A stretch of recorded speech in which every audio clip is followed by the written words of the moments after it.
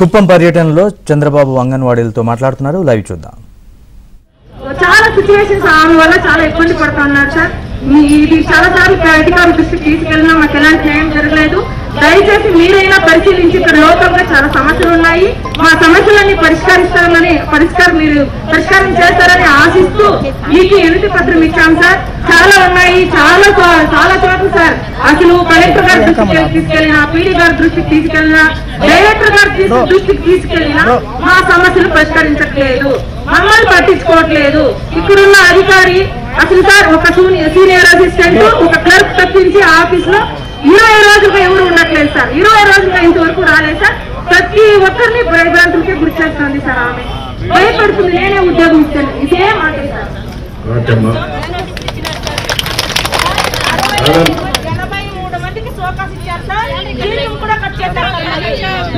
మీరు ఓటేనమ్మా అందరూ ఐకమత్యంగా ఉంటే వాళ్ళు ఏమీ చేయలేరు. ఒకవేళ సోకాస్ ఇచ్చినా రిమూవ్ చేసినా అది తాత్కాలికం. మీరు ఏం భయపడక్కర్లేదు. మీ యూనిటీ ఉంటే మీకు అదే శ్రీరామరక్ష.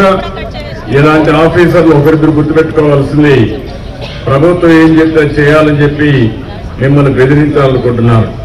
ఈ బెదిరించి భయభ్రాంతులు చేసి తద్వారా మిమ్మల్ని అణిచివేయాలనుకుంటున్నారు. మీరు చేసేది న్యాయం. ప్రజాస్వామ్యంలో పోరాడే హక్కు ప్రతి ఒక్కరికి ఉంది. ఆ విషయం మీరు గుర్తుపెట్టుకోవాలి. మేము శాశ్వతం కాదు. ప్రభుత్వాలు వస్తూ ఉంటాయి. ప్రభుత్వాలు ప్రజలకు ఒక ట్రస్టీగా ఉండాలి. ఈరోజు మీరున్నారు, మీ సమస్యలు ఉన్నాయి. మీరు గొంతెమ్మ కోరికలు కోరితే చెప్పి డిస్కస్ చేసి న్యాయపరమైన కోరికలు తీర్చవలసిన బాధ్యత ప్రభుత్వం పైన ఉంటుంది. బాధ్యత మర్చిపోయి బెదిరిస్తానంటే కుదరదు. అందుకే చెప్తున్నా, 14 సంవత్సరాలు ముఖ్యమంత్రిగా పనిచేసిన అనుభవం నాకుంది. ఎప్పుడు నేను ఎవరిని బెదిరించను. అది మంచిది కూడా కాదు. కొంతవరకే బెదిరిస్తే జరుగుతుంది.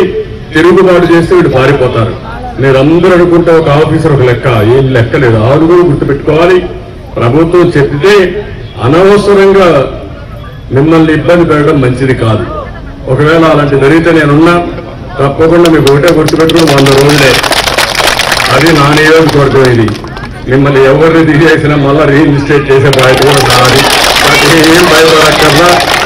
మళ్ళా అన్ని కూడా డిసిప్లిన్ యాక్షన్స్ అన్ని కూడా తీసేస్తా. దాని గురించి బాధలే. ఎందుకంటే మీరు అన్యాయం చేస్తే నేను సహకరించాలి, అది వేరే విషయం. కానీ మీరు చేసేది న్యాయం అనేది నా ప్రగాఢ విశ్వాసం. ఆ విషయం మీరు గుర్తుపెట్టుకోండి. మీరు ఏం ఆధారపడక్కర్లేదు. మీరు గట్టిగా ఉండండి, నేను చూసుకుంటాను. విలేజ్ శర్మ ధైర్యంగా ఉండు, ఏం కాదు. వచ్చారు చెప్పండి, ధైర్యంగా ఉండడం ఏం కాదమ్మా, నేను చూసుకుంటాను. అదే అమ్మా.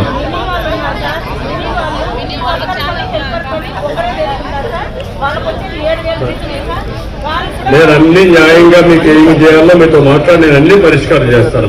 నేను హామీ ఇస్తున్నా కదా. ఓకే అమ్మా.